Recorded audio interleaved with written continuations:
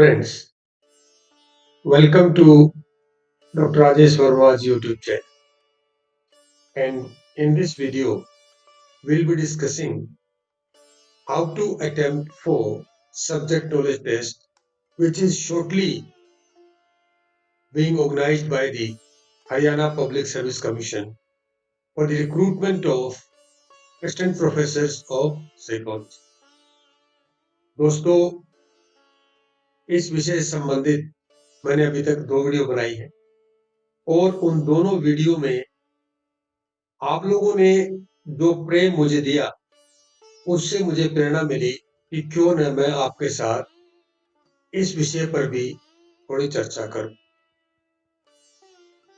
जैसे कि पहले भी मैंने कहा है कि इसमें भी एक डिस्क्लेमर है। डिस्क्लेमर ये है कि इस वीडियो में जितना भी कंटेंट है उसमें कुछ कंटेंट मैंने जो प्रीवियस एग्जाम्स लोगों ने दिए हैं दूसरे पेपर्स के, खासकर सब्जेक्ट नॉलेज टेस्ट, और जिन लोगों ने इसे पास किया है उनसे डिस्कस करके जो मुझे कुछ इंसाइट उनसे मिली वो मैंने इसमें इंक्लूड की। कुछ इंसाइट्स मेरी अपनी है, अपने अनुभव से। तो ये मेरा डिस्क्लेमर है। चलिए चर्चा करते हैं कि आपको जो आने वाला सब्जेक्ट नॉलेज टेस्ट है किस तरह अटेम्प्ट करना। Before starting the discussion, let me explain you what is my base line for these contents. Baseline का मतलब यहां पर ये है कि वो कौन सा आधार है जिसको ध्यान में रखते हुए आपको अपना क्वेश्चन पेपर अटेम्प्ट करना है, उसे मैंने बेसलाइन कहा है। तो यहां पर जो बेसलाइन है वो ये है दोस्तों, जहां तक मुझे खबर है आपके जो आंसर्स हैं वो स्कैन होते हैं और फिर आपकी आंसर बुक्स अपलोड होती है। इसका मतलब ये हुआ कि your copies are evaluated digitally. तो इस संदर्भ में आपको ये याद रखना है कि आपकी राइटिंग स्टाइल ऐसी हो जो कि इवेल्यूएटर के लिए डिजिटल फॉर्म में पढ़ना अगर आप आसान बना सकें तो ये आपके फायदे की बात हो। दूसरा पॉइंट मेरी बेसलाइन का ये है कि पेपर सेटर हमेशा से एक मॉडल आंसर सप्लाई करता है। तो आपके लिखे गए आंसर उस मॉडल आंसर के साथ इवेल्युएट किए जाएंगे। And one more important point is कि अभी तक जो ट्रेंड देखा गया है, किसी ने भी 150 में से 90 से ज्यादा नंबर नहीं लिए। वही लिए होंगे, किसी पेपर में लिए होंगे, हो सकता है मेरे जैसे छूट गए हो, मुझे सब नहीं पता है, लेकिन 90 से ज्यादा नहीं लिए हैं। अब 90 का मतलब क्या है कि 150 का 60%। तो इसका अर्थ क्या हुआ? इसका अर्थ ये हुआ कि आपको सब्जेक्ट नॉलेज टेस्ट जो HPCR क्राइटेरिया उसके अनुसार 150 में से 35% यानी कि लगभग 58 नंबर आपको पास होने के लेने, और मैक्सिमम इवेल्युएटर है आपको 150 में से 90 नंबर दे रहे हैं। इसका मतलब वो 60% का उन्होंने हाईएस्ट क्राइटेरिया रखा हुआ है, यानी कि 10 में से केवल आपको 6 नंबर दे रहे हैं। तो आपको पेपर अटेम्प्ट करते वक्त ये ध्यान रखना है कि 150 में से नहीं, आपको 90 में से 58 नंबर लेने हैं, अर्थात लगभग 52% आपको स्कोर करना पड़ेगा, कब जा करके आपको सब्जेक्ट नॉलेज टेस्ट में पास होने की संभावना बनेगी। ये थोड़ा कॉम्प्लिकेट है, लेकिन इसको समझ लीजिए आप। जब भी आप अटेम्प्ट करें तो ये ध्यान रखें कि आपको 90 में से 58 नंबर लेने हैं और मैक्सिमम नंबर आपको एक आंसर में 10 में से 6 मिल सकते हैं। वो भी तब जब आपका आंसर मॉडल आंसर से मैच करता हो। अब ये हुआ कि आपको मैक्सिमम अगर 6 मिल सकते हैं, बेस्ट से बेस्ट लिखोगे आप। याद रखना, आपको 3.5 से 4 नंबर लेने में भी आपको काफी मशक्कत करनी होगी। और चिंता मत कीजिए, उस मशक्कत में मैं आपका कुछ साथ दे सकता हूं इस वीडियो के माध्यम से। शुरू करने से पहले एक छोटी सी बात मैं आपके साथ रखना चाहता हूं। दोस्तों, right in your answer sheet what is asked, not what you know. Most of the candidates commit this severe error. They write what they know and forget to write what has been asked in the question paper. भूलना नहीं, जो पूछा है उसका जवाब देना, अपना ज्ञान मत बखारना वहां पर। अब जो मेरी इनसाइट्स हैं वो 4 पार्ट में डिवाइडेड है। General insights, language insights, insights on the structure of answer and finally special focus insights. तो आप इस वीडियो को देखते रहिए और ध्यान से सुनिए। हो सकता है कोई एक इंसाइट आपके काम की हो और आपकी नैया पार लगाने में कुछ हेल्प कर दे। जनरल इंसाइट्स की बात करते हैं। सबसे पहली बात, read the question carefully and find out what has been asked. आपको ये तो आपको पता है, मैं जानता हूं आपको पता है, लेकिन कॉम्पिटिटिव एग्जामिनेशन में जब हम क्वेश्चन को पढ़ते हैं तो हम एक दो वेरिएबल्स को पढ़ के ये अंदाजा लगा लेते हैं कि हमें ये सब आता है और वहीं हम गच्चा खा जाते हैं। और आपने अगर ये आइडेंटिफाई कर लिया कि क्या पूछा गया है, दोस्तों समझ लेना कि आधी जीत तो आपकी हो चुकी है। और आप ही नहीं, बड़े बड़े लोग भी ऐसी गलती कर जाते हैं। अगर आपने 12th फेल मूवी देखी है तो उसमें अगर आपने ध्यान दिया हो, वो टेररिज्म को टूरिज्म पढ़ लेता है और उसी के अनुसार आंसर लिखता है। अर्थात उसने वो नहीं लिखा जो पूछा गया था, उसने वो लिखा जो उसे आता था।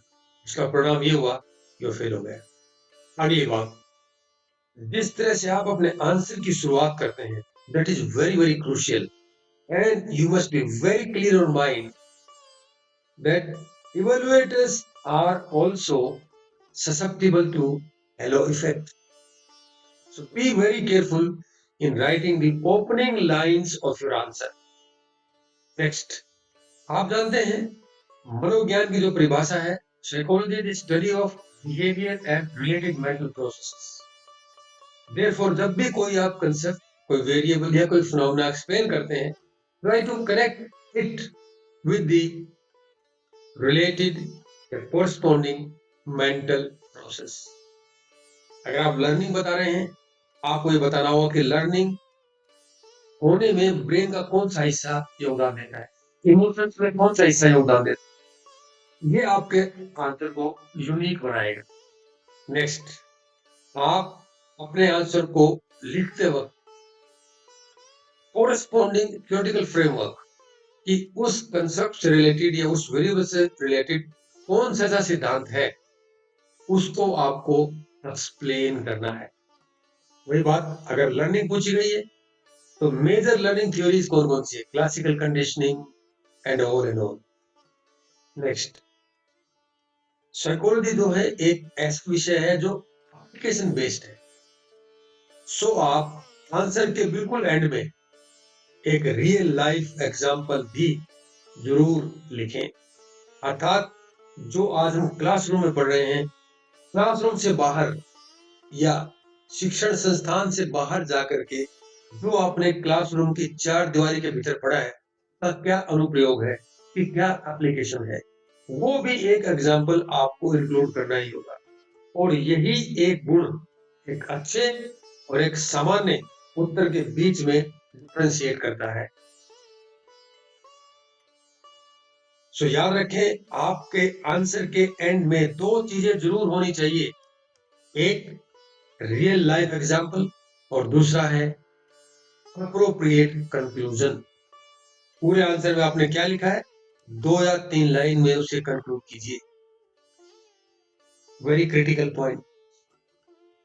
आप अपने उत्तर इस प्रकार लिखिए जैसे आप यूजी के स्टूडेंट्स को पढ़ा रहे हैं, आप पढ़ाएंगे भी, अर्थात definition, meaning, theoretical framework, real application, diagram, conclusion, एक पूरा एक स्ट्रक्चर मैंने करो आगे। फिर ऐसे लिखिए कि उस बच्चे को एकदम क्रिस्टल क्लियर हो जाए आप क्या कहना चाहते हैं, और यही इवेल्युएटर भी चाहता है। नेक्स्ट, एक छोटी सी सलाह है, वो ये है कि आप अपने कंसेप्चुअल क्लैरिटी के लिए 1 से 2 वीक टाइम जरूर लगाइए 11th और 12th की एनसीईआरटी किताब को पढ़ने के। आप कहेंगे आप ये पढ़ चुके हैं, नहीं, एक बार और लगभग 1 वीक के लिए इन दोनों किताबों को दोबारा से बैठ के पढ़ लीजिए। मुझे पूरा भरोसा है कि आप इसे 2 या 3 घंटे रोज पढ़ेंगे तो 5-6 दिन में दोनों किताबों को खत्म कर सकते हैं। बहुत ज्यादा इसमें नहीं लिखा हुआ, लेकिन बहुत इंपॉर्टेंट लिखा हुआ। Next, do not forget to draw relevant diagrams. चित्र, चाहे वो फ्लो चार्ट हो, बॉक्स डायग्राम्स हो, ट्री टाइप डायग्राम्स हो, या पर्टिकुलर किसी कंसेप्ट के डायग्राम, जैसे न्यूरॉन्स का आ जाए, तो डायग्राम जरूर बनाइए। डायग्राम्स आपके कंसेप्चुअल क्लैरिटी का इंडिकेटर्स होते हैं। नेक्स्ट, जहां जरूरत हो वहां पर मनोविज्ञान से संबंधित मेजर गवर्निंग बॉडीज का नाम लिखिए। फॉर एग्जाम्पल, अगर एक क्वेश्चन आ जाता है एथिक्स इन रिसर्च, आप उस क्वेश्चन में एपीए और हेल्सिंकी डिक्लेरेशन का नाम जरूर लिखिए। इससे आपके नॉलेज स्कोप का आइडिया लगता है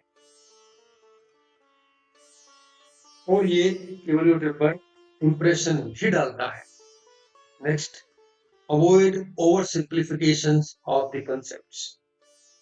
होता है आप बहुत ही साधारण शब्दों में बहुत जेनेरिक आंसर लिख देते हैं, बहुत बार हम भी लिख देते हैं, पर वो जेनेरिक नंबर ही लेकर आएगा, और इस केस में जेनेरिक नंबर कितने हैं आपके, 1.5।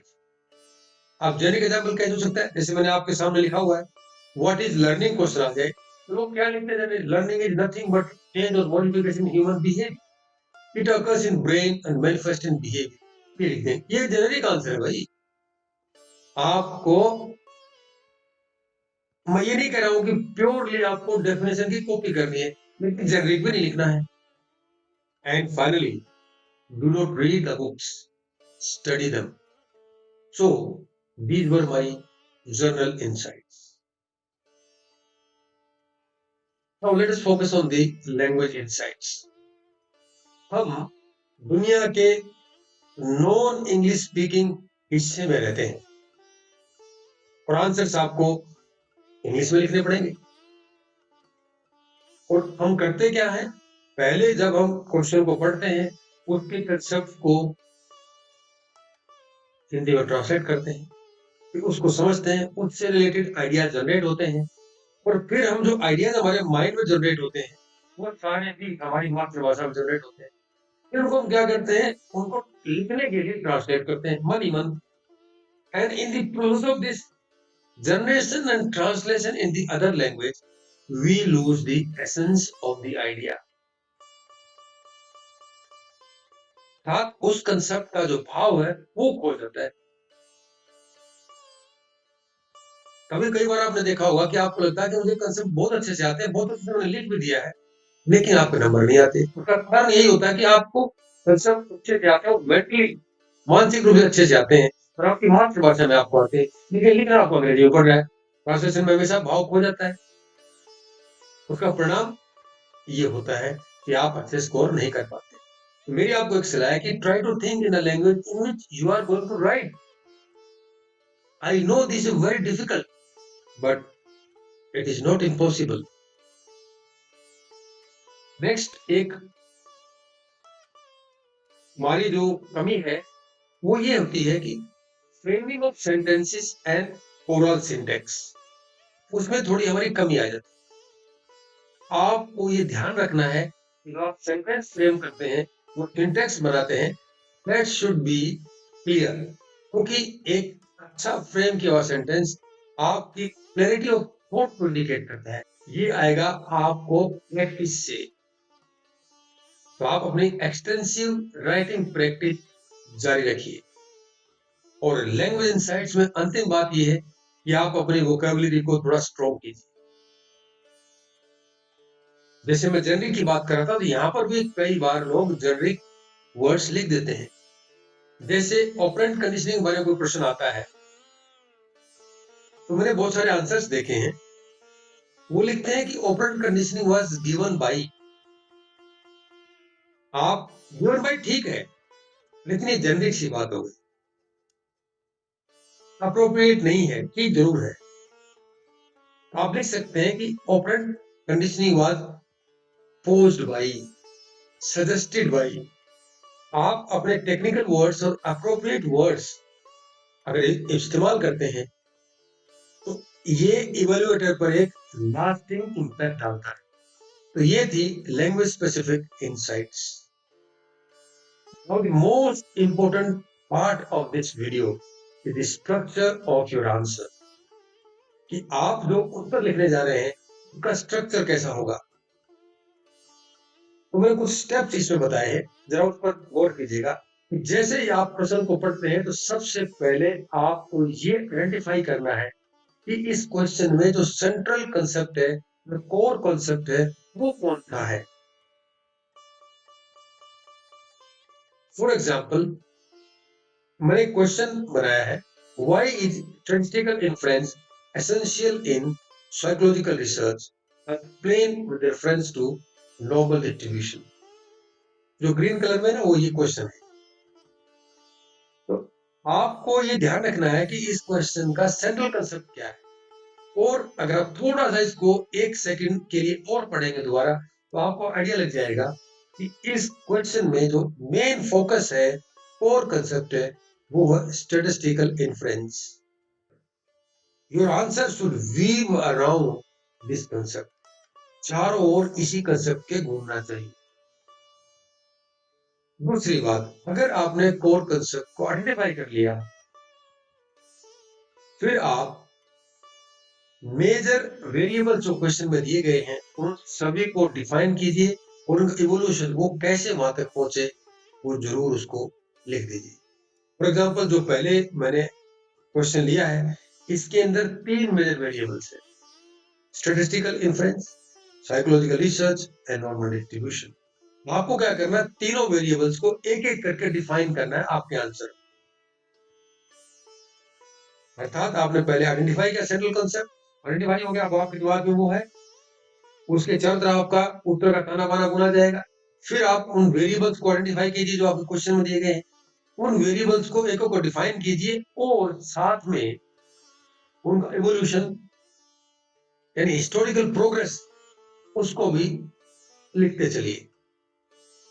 नेक्स्ट, अब आपने क्वेश्चन में जितने भी अवेलेबल वेरिएबल्स हैं, सभी को अच्छे से एक्सप्लेन कर दिया है। अब वो सेंट्रल कंसेप्ट की बात आती है, सभी वेरिएबल्स को आपस में एसोसिएट कीजिए along with the theoretical framework। यहां पर आपको theoretical framework लिखना है।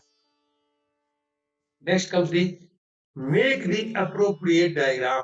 इस एसोसिएशन के बाद, theoretical framework के बाद आप डायग्राम बनाइए।